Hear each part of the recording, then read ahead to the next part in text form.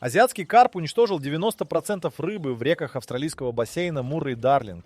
И это не преувеличение. Одна самка откладывает до миллиона икринок за сезон, а мутная вода после его кормежки убивает все живое вокруг. Но вот что никто не ожидал. Австралия нашла способ уничтожить захватчика его же оружием, и этот метод перевернул все, что ученые думали о борьбе с инвазивными видами.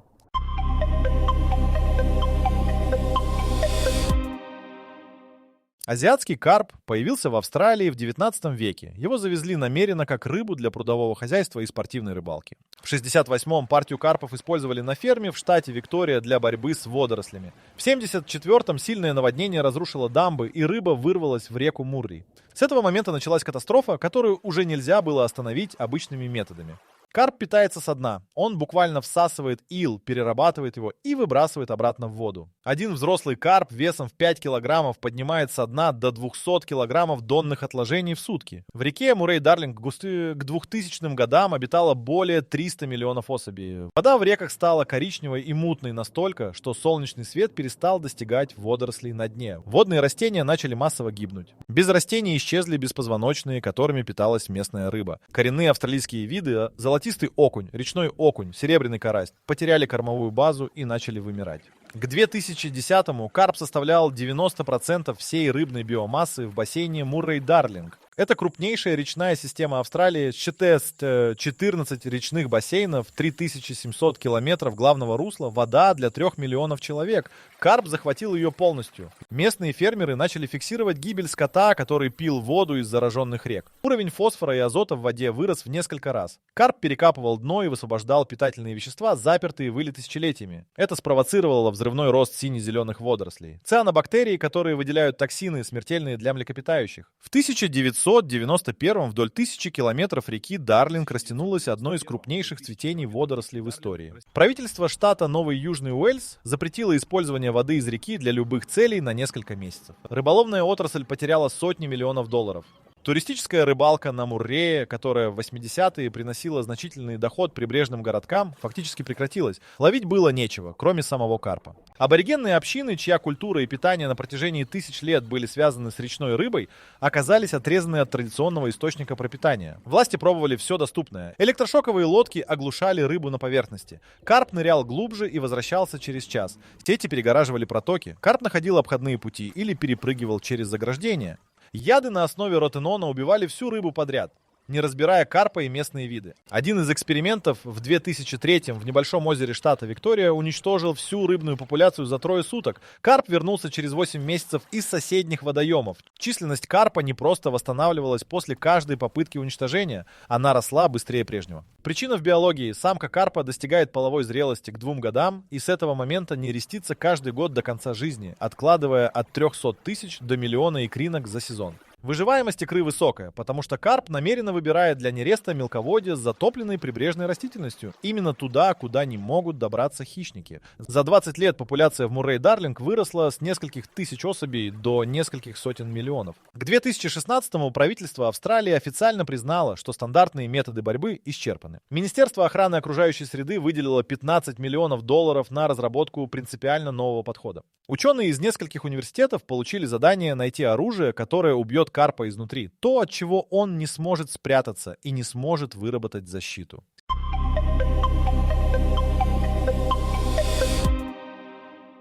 Ответ нашли не в лаборатории и не в химии. Его нашли в самом карпе. Вирус герпеса карпа, известный в научном сообществе как КХВ-3, существует в природе уже давно. Впервые его зафиксировали в Израиле в 1998 на рыбных фермах. Тогда вирус уничтожил 80% поголовья за несколько недель. Затем он появился в Европе, Азии, Северной Америке.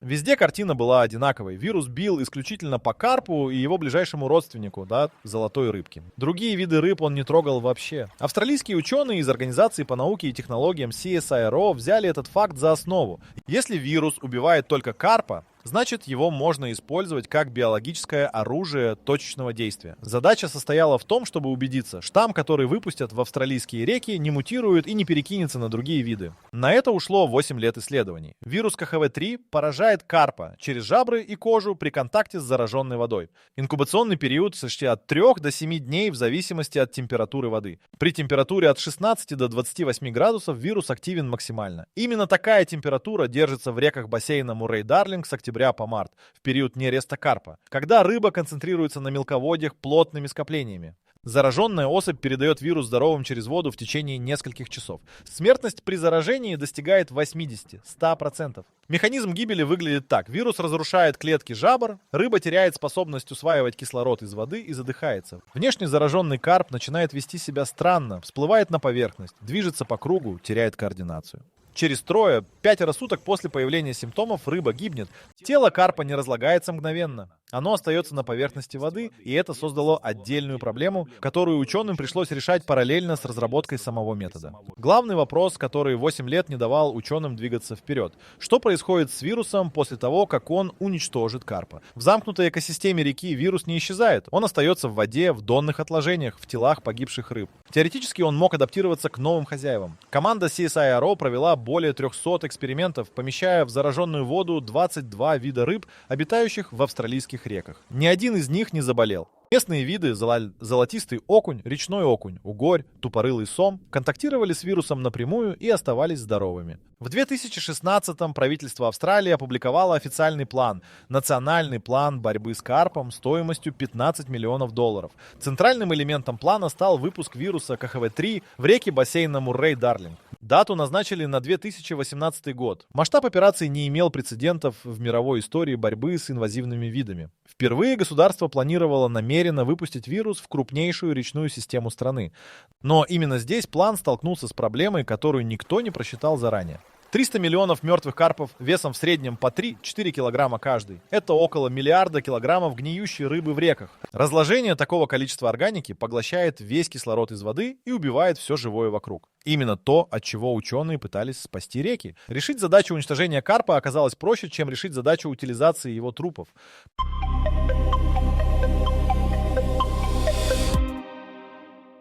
Пока ученые считали мертвых карпов на бумаге, природа провела собственный эксперимент, и результат оказался катастрофическим. В декабре 2018-го в бассейне Муррей-Дарлинг началась сильнейшая засуха за последние 100 лет. Уровень воды в реке Дарлинг упал до критических отметок. Русло в нескольких местах фактически пересохло, превратив реку в цепочку изолированных водоемов. Карп оказался заперт в этих лужах при температуре воды выше 30 градусов, значительно выше его температурного комфорта. В январе 2019-го жители городка Менинди на западе Нового Южного Уэльса увидели то, что не поддавалось описанию. Поверхность реки Дарлинг на протяжении нескольких километров была покрыта мертвой рыбой. Не сотнями, миллионами особей. Карп, золотистый окунь, сом — все лежало единым белым ковром. Местный фермер Роб Гленн снял видео с берега и выложил в сеть. За 2 суток его посмотрели 20 миллионов человек по всему миру. Причиной массовой гибели стало не само пересыхание. Механизм оказался сложнее. Когда уровень воды резко упал, концентрация сине-зеленых водорослей в оставшихся водоемах резко выросла. Затем температура воздуха ночью неожиданно упала на 12 градусов за несколько часов. Резкое охлаждение убило водоросли мгновенно. Миллиарды клеток погибли одновременно и начали разлагаться. Разложение поглотило весь растворенный кислород из воды за несколько часов. Рыба задохнулась ночью, пока жители Менинди спали. Правительство штата направило в район специальные команды для оценки ущерба. Подсчет занял несколько дней. Только в районе Менинди погибло не менее 1 миллиона крупных рыб. Вонь от разлагающихся тел ощущалась на расстоянии 20 километров от берега. Температура воздуха держалась выше 40 градусов. Тела разлагались за считанные дни. Вода в реке стала черной от продуктов разложения. Именно этот инцидент дал ученым точные данные о том, что происходит с экосистемой при массовой гибели рыбы. Уровень аммиака в воде вырос в 120 раз выше нормы.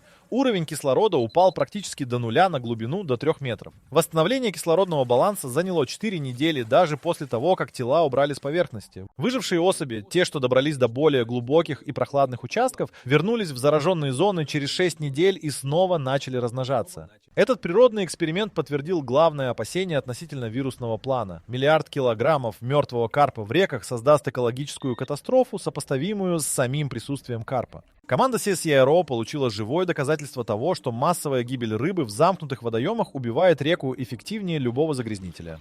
Но инцидент в Менинде дал и кое-что другое, неожиданное. Орнитологи, приехавшие фиксировать последствия катастрофы, обнаружили нечто странное. Вдоль берегов реки в радиусе 30 километров от зоны гибели рыбы собралось рекордное за последние 20 лет количество птиц. Пеликаны, бакланы, цапли, ибисы, тысячи особей слетелись на бесплатный пир. Некоторые виды птиц, которых в этом районе не видели больше 10 лет, вернулись за несколько дней. Хаос гибели случайно превратился в кормовую базу для исчезающих птиц. Этот факт лег в основу новой части плана по борьбе с карпом. Если птицы способны утилизировать значительную часть мертвой рыбы естественным путем, возможно, массовый выпуск вируса не обязательно должен происходить одновременно по всей реке. Постепенный контролируемый выпуск небольшими участками даст птицам и другим падальщикам время на утилизацию тел до начала критического разложения. Расчеты показали, при правильном распределении во времени и пространстве птицы способны уничтожить до 40% биомассы погибшего карпа, прежде чем начнется кислородный кризис.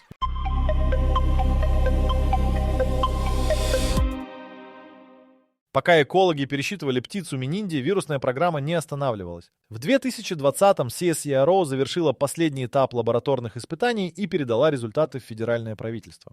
Документ на 280 страниц содержал единственный вывод. Вирус КХВ-3 готов к полевому применению. Полевые испытания начались не в реках, а в изолированных водоемах, карьерных озерах и искусственных прудах в 3 штатах. В каждый водоем запускали смешанную популяцию – карп, золотистый окунь, речной окунь, угорь, местные виды мелкой рыбы. Затем в воду вводили точно отмеренную дозу вируса. Наблюдение велось круглосуточно с помощью подводных камер и датчиков кислорода. Результаты первого испытания в феврале 2021 через 7 дней после введения вируса погибло 92% карпов в водоеме. Ни одна особь другого вида не заболела. Уровень кислорода упал на 30% из-за разложения тел, но не до критической отметки, потому что объем биомассы в изолированном пруду был управляемым. Через 3 недели кислородный баланс восстановился самостоятельно. Второе испытание провели в более крупном водоеме площадью 12 гектаров. Туда добавили птиц, соорудили искусственные гнездовья для пеликанов и бакланов на берегу. Птицы появились сами через 2 суток после начала гибели карпа. Ученые не завозили их принудительно. За 10 дней птицы утилизировали 38% биомассы погибшей рыбы. Кислородный кризис не наступил. Третье испытание добавило новый элемент. Специальные плавучие барьеры из сетчатых конструкций собирали тела карпов с поверхности воды и направляли их к берегу, где работала мобильная установка по переработке рыбной муки. Установку разработала компания из Южной Австралии специально под эту задачу. Производительность – 20 тонн рыбы в сутки. Рыбная мука из карпа оказалась пригодной для использования в качестве сельскохозяйственного удобрения. Ее азотный состав соответствовал стандартным требованиям. Это открытие изменило экономику всего проекта. Карп из проблемы превращался в ресурс. Расчеты показали, если утилизировать хотя бы 20% прогнозируемой биомассы погибшего карпа в удобрение, выручка покроет значительную часть операционных расходов на проведение всей программы. Несколько агрохимических компаний немедленно выразили интерес к закупкам. Параллельно CSIRO решала задачу доставки вируса в реки. Просто вылить зараженную воду в Муррей недостаточно. Течение разбавит концентрацию до неэффективного уровня за несколько часов. Оптимальный метод доставки – зараженные особи карпа, выпущенные в воду живыми. Зараженная рыба активно плавает, контактирует со здоровыми особями и распространяет вирус через воду гораздо эффективнее, чем любой жидкий препарат. Один зараженный карп в популяции из 100 здоровых особей инфицирует всех в течение 3 суток при температуре воды 20 градусов. Метод получил название «живой вектор». Зараженных карпов планировали выпускать в ключевых точках реки, там, где течение и рельеф дна обеспечивают максимальное распространение вируса вниз по течению. Гидрологи рассчитали 74 точки выпуска на всем протяжении бассейна Муррей-Дарлинг. Каждая точка выбиралась с учетом скорости течения, глубины, температурного режима и плотности популяции карпа в данном участке реки. К середине 2022 технический план был готов полностью. Оставалось последнее препятствие – не научное и не техническое. Несколько тысяч человек в Австралии разводили декоративных карпов в садовых прудах. Карп – ближайший родственник кои, самой популярной декоративной рыбы в мире. Вирус КХВ-3 убивает кои с той же эффективностью, что и речного карпа. Владельцы декоративных прудов подали коллективный иск против федерального правительства, требуя запретить программу или компенсировать потери. Судебное разбирательство заморозило выпуск вируса на 8 месяцев.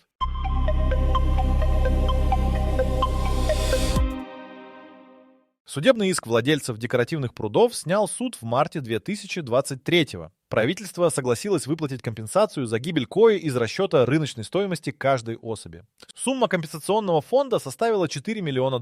Программа получила зеленый свет. Но пока шли суды, произошло кое-что, чего никто не планировал. В октябре 2022 в реке Муррей в районе города Олбери местный рыбак поймал карпа с характерными язвами на жабрах и белесыми пятнами на коже. Он сфотографировал рыбу и отправил снимок в местное управление рыбного хозяйства. Анализ показал КХВ-3. Вирус уже был в реке, без всякого официального выпуска. Следствие установило источник за 3 недели. Частная рыбная ферма в 50 километрах выше по течению закупила партию карпов из Европы для разведения в коммерческих целях. Незаконно, без карантинного контроля. Несколько зараженных особей попали в реку через сброс воды из прудов фермы. Владелец фермы получил штраф в $200 тысяч и уголовное преследование за нарушение карантинного законодательства. Ученые CSIRO оказались перед выбором: немедленно локализовать вспышку или наблюдать за тем, что произойдет естественным образом.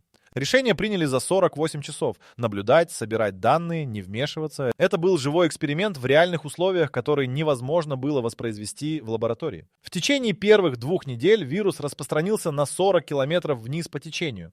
Датчики кислорода, установленные на этом участке еще в рамках мониторинговой программы, фиксировали данные в режиме реального времени. Смертность карпа на зараженном участке достигла 67% за 21 день. Местные виды рыб оставались здоровыми, данные совпадали с лабораторными испытаниями. Но на 28-й день произошло неожиданное. Датчики на одном из участков зафиксировали резкое падение кислорода с 8 мг на литр до 1,8 за 6 часов. Критический порог для большинства рыб – 2 мг. Золотистый окунь на этом участке начал всплывать на поверхность и хватать воздух. Несколько особей погибли. Не от вируса, а от кислородного голодания из-за разложения карпа. Команда экстренного реагирования выехала на место через 4 часа после сигнала датчиков. Они использовали аэраторы, устройства, которые нагнетают кислород в воду механически. 6 аэраторов, расставленных на протяжении 2 километров проблемного участка, подняли уровень кислорода до приемлемых значений за 8 часов. Погибло 37 особей золотистого окуня. Потеря значительная, но не катастрофическая. Этот инцидент показал: система мониторинга и экстренного реагирования работает. Датчики поймали кризис за несколько часов до точки невозврата. Аэраторы решили проблему быстрее расчетного времени. Но он же показал другое. Даже при контролируемом сценарии кислородные кризисы будут возникать на отдельных участках реки. И каждый из них потребует физического присутствия команды в течение нескольких часов. Протяженность бассейна Муррей-Дарлинг более 25 тысяч километров водных путей с учетом всех притоков. Чтобы покрыть эту территорию сетью датчиков с интервалом в 2 километра, требовалось установить 12 тысяч мониторинговых точек. Стоимость только оборудования в России около $80 миллионов. Это в 5 раз превышало первоначальный бюджет всей программы. Федеральное правительство созвало экстренное совещание в Канберре в ноябре 2022. На стол легли 2 варианта: сократить зону применения вируса до наиболее критических участков реки, отказавшись от полного охвата, или найти дополнительное финансирование. Министр окружающей среды объявил о выделении дополнительных $42 миллионов. Компромисс между 2 вариантами. Зону охвата сократили до главного русла Муррея и 4 крупнейших притоков, исключив малые реки и каналы ирригационных систем.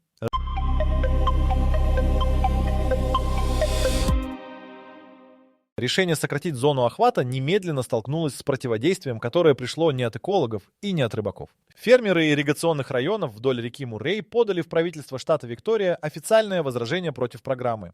Их аргумент был неожиданным. Карп за 50 лет стал частью ирригационной экосистемы, и его резкое исчезновение нарушит работу каналов. Логика фермеров строилась на конкретных наблюдениях. Карп в ирригационных каналах поедает водоросли и растительный мусор, предотвращая засорение водозаборных решеток. На нескольких фермах провели собственный подсчет. После экспериментального удаления карпа из участка канала длиной в 3 километра стоимость очистки водозаборов выросла на $17 тысяч в год. Карп выполнял функцию бесплатного технического обслуживания инфраструктуры стоимостью в сотни тысяч долларов. Этот аргумент поставил ученых в неловкое положение.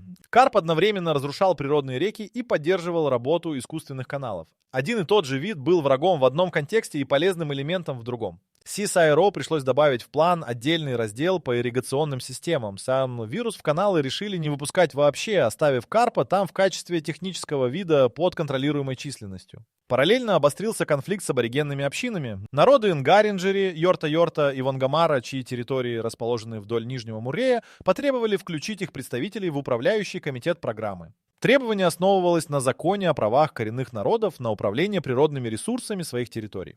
Правительство согласилось через 3 месяца переговоров. Представители Нгаринджери принесли на первое заседание комитета данные собственного мониторинга реки, наблюдения, которые вели старейшины общины на протяжении 20 лет. Их записи фиксировали изменения в поведении птиц, уровне воды и состоянии прибрежной растительности с точностью, которой не хватало официальным научным отчетам. В частности, старейшины указали на 3 участка Нижнего Муррея, где карп концентрировался особенно плотно в период нереста. Участки, которые не были включены в список 74 точек выпуска вируса. После проверки все 3 участка добавили в план, но главным вкладом аборигенных общин оказалось другое. Традиционные методы ловли рыбы народа Йорта-Йорта включали использование плетеных ловушек в узких протоках. Метод, который применялся тысячи лет и был фактически забыт после прихода европейских поселенцев. Эти ловушки оказались эффективны для массового вылова карпа в период нереста, когда рыба концентрируется на мелководьях. Несколько общин предложили восстановить традиционный промысел как дополнительный метод контроля численности параллельно с вирусной программой. Пилотный проект запустили на реке Муррумбиджи в апреле 2023-го. 12 плетеных ловушек, установленных на протяжении 8 километров реки в период нереста, извлекли из воды за 3 недели 18 тонн карпа. Рыбу переработали на удобрение на той же мобильной установке, которую тестировали в рамках вирусной программы. Доход от продажи удобрения составил $22 тысячи. Деньги пошли напрямую в общину. Экономическая модель неожиданно начала складываться в единую систему. Вирус уничтожает основную массу карпа в главных руслах. Птицы утилизируют часть тел. Мобильные установки перерабатывают остальное в удобрение. Традиционные ловушки контролируют численность в притоках и мелких реках, исключенных из зоны вирусного выпуска. Каждый элемент системы либо самоокупается, либо генерирует доход. Единственным элементом, который по-прежнему не вписывался в схему, оставались ирригационные каналы. Карп там никуда не денется, его оставили намеренно. Но без вирусного давления его численность в каналах будет расти, и рано или поздно он снова начнет проникать в реки через протечки и паводковые соединения. Проблема не была решена, она была отложена.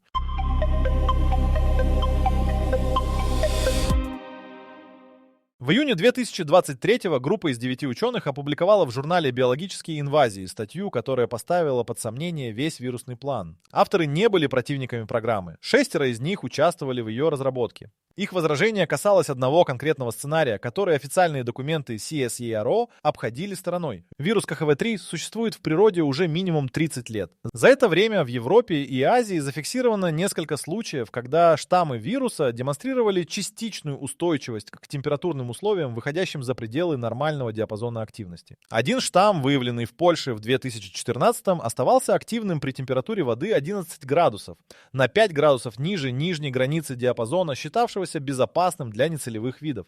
Австралийские зимние температуры в верховьях Муррея опускаются именно до этих значений. Авторы статьи не утверждали, что вирус мутирует и начнет убивать местную рыбу. Они утверждали, что данных для исключения этого сценария недостаточно. Испытания CSIRO проводились при температурах от 16 градусов и выше. Поведение вируса при 10-12 градусах в условиях реальной реки, а не лабораторного аквариума, систематически не изучалось. Публикация вызвала немедленную реакцию. Несколько природоохранных организаций потребовали приостановить программу до проведения дополнительных испытаний. Министерство окружающей среды созвало экспертную комиссию. Комиссия из 14 ученых заседала 6 недель и пришла к выводу: риск существует, но он поддается управлению через выбор времени выпуска вируса. Если ограничить выпуски периодом с октября по март, когда температура воды гарантированно выше 16 градусов, вероятность аномальной активности вируса снижается до статистически пренебрежимого уровня. Это решение добавило в план новое ограничение: выпуски только в теплый сезон, полная остановка программы с апреля по сентябрь.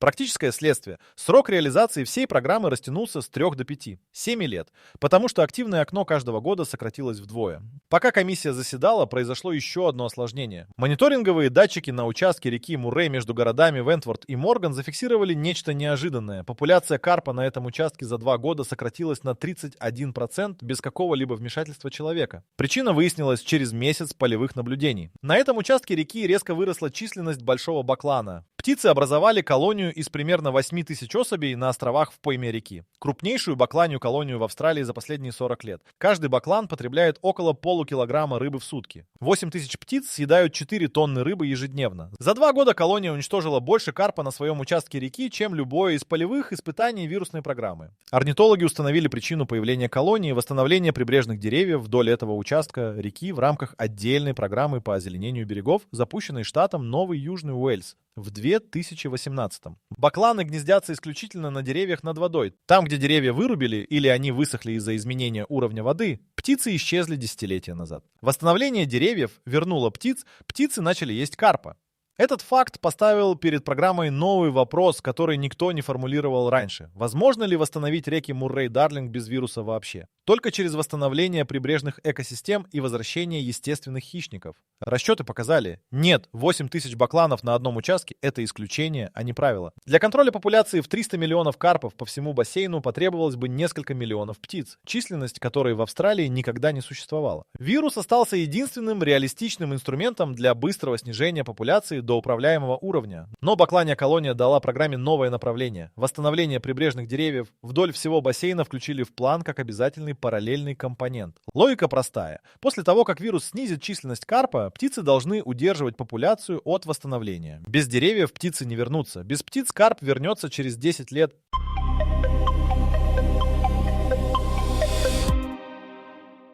Первый официальный выпуск вируса состоялся в ноябре 2023-го. Без пресс-конференций и официальных заявлений команда из 6 человек на 2 лодках вошла в реку Муррей у точки с координатами, известными только управляющему комитету программы. В воду опустили контейнер с 20 зараженными карпами. Через 4 часа рыба растворилась в течении. Первые признаки гибели карпа датчики зафиксировали на 5-й день. Мертвые особи начали появляться на поверхности воды на участке в 12 километров ниже точки выпуска. Команда мониторинга считала тела с дрона. За первые 3 суток видимой гибели насчитали около 40 тысяч особей. Уровень кислорода держался в норме. Птицы появились на 2-й день и работали быстрее, чем прогнозировали модели. На 14-й день вирус прошел 108 километров вниз по течению. Смертность карпа на пройденном участке составила 78%. Золотистый окунь, речной окунь и сом оставались здоровыми. Данные анализов крови, взятых у живых особей прямо из воды, не показали никаких следов вирусной нагрузки. На 21-й день произошло то, что команда назвала в рабочих журналах эффектом тишины. Участок реки длиной в 120 километров, где карп доминировал на протяжении полувека, внезапно изменился визуально. Вода посветлела. Не постепенно, не через месяцы, за несколько дней. Без карпа, перекапывающего дно, взвешенные частицы осели. Прозрачность воды выросла с 20 см до 140 за 18 дней. Данные оптических датчиков фиксировали изменения в режиме реального времени. Через 30 дней после выпуска на осветлевших участках начали прорастать водные растения. Это было невозможно при карпе. Мутная вода блокировала солнечный свет полностью. Теперь свет достигал дна, и семена растений, пролежавшие в иле годами, начали прорастать. Биологи зафиксировали появление 3 видов водных растений, которые не встречались на этом участке реки с 80-х годов. Второй выпуск провели в декабре 2023 на реке Дарлинг, в 300 километрах от первой точки. Третий в январе 2024 на Муррумбидже. К марту 2024 активных зон заражения было уже 9, охватывающих в совокупности около 800 километров речной системы. Затем программа столкнулась с самым тяжелым моментом за все время своего существования. В феврале 2024 на участке реки Дарлинг у города Бург уровень кислорода упал до критической отметки, несмотря на работу аэраторов. Причина? Аномальная жара. Температура воздуха держалась выше 45 градусов 7 дней подряд. При такой температуре вода теряет способность удерживать растворенный кислород вне зависимости от аэрации. Погибло около 2000 особей золотистого окуня, вида которого программа была призвана спасти. Это был первый случай значительной гибели нецелевых видов за все время реализации программы. Управляющий комитет собрался на экстренное заседание. Несколько членов комитета потребовали немедленной остановки всех активных зон заражения. Остановить распространение вируса в реке технически невозможно, его нельзя отозвать назад. Можно было только прекратить новые выпуски. Заседание длилось 19 часов. Итоговое решение – программу не останавливать, но ввести дополнительное условие – автоматическую приостановку новых выпусков при прогнозе температуры воздуха выше 42 градусов на срок более 3 дней. Гибель 2000 окуней была признана приемлемыми потерями на фоне общего результата. На 800 километрах реки популяция карпа сократилась на 83%, вода стала прозрачной, растения вернулись, птицы гнездятся на восстановленных деревьях вдоль берегов. Один из членов комитета, гидролог из университета Аделаиды, после заседания сказал в интервью местной газете фразу, которую процитировали потом десятки изданий по всему миру. «Река начала дышать впервые за 50 лет, и мы только что решили не останавливать это дыхание ради 2000 рыб». Это не жестокость, это математика восстановления экосистемы.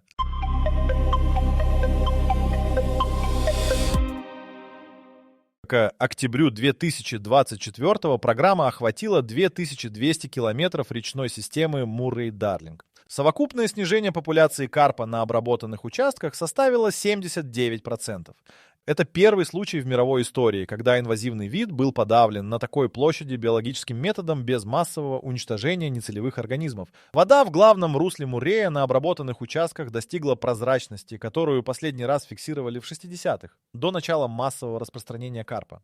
Подводные съемки на участке у города Олбери показали то, что ученые не ожидали увидеть раньше, чем через 10 лет. Густые заросли водных растений на глубине до 3 метров. Растения вернулись из собственных семян, пролежавших в иле от 20 до 40 лет. Золотистый окунь, численность которого упала до критического уровня в 2000-х, показал первый устойчивый прирост популяции за 23 года. На контрольных участках реки плотность молоди золотистого окуня выросла в 4 раза по сравнению с показателями 2022. Речной окунь восстанавливается медленнее. Этот вид размножается менее интенсивно, и ученые прогнозируют значимый прирост не раньше 2028. Бакланья колония у Вентворта выросла с 8 до 11 тысяч особей за один гнездовой сезон. Вдоль восстановленных участков реки зафиксировано возвращение австралийского пеликана, королевской крачки и черного лебедя, видов, покинувших этот район в 80-х и 90-х. Аборигенные общины Нгаринджери сообщили о первом за 30 лет успешном традиционном промысле речной рыбы на Нижнем Муррее. Программа переработки карпа в удобрение к концу 2024 произвела 800 тонн продукта. Выручка от продаж покрыла 12% общих операционных расходов программы. Меньше, чем рассчитывали изначально, но достаточно для того, чтобы правительство включило переработку в постоянную статью бюджета.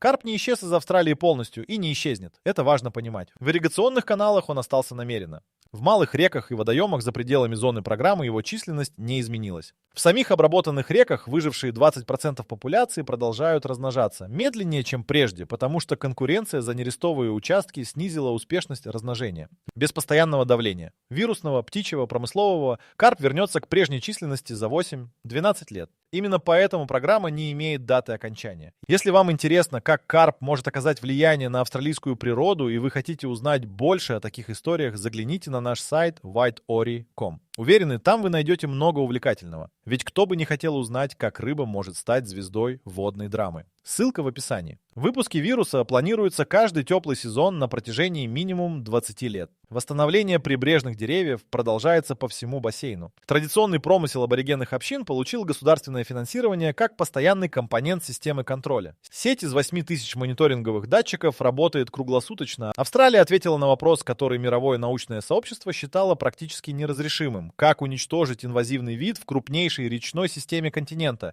не уничтожив саму систему? Ответ занял 50 лет катастрофы, 8 лет исследований, несколько судебных процессов, одну природную трагедию у Мининди и 19-часовое заседание комитета в феврале 2024.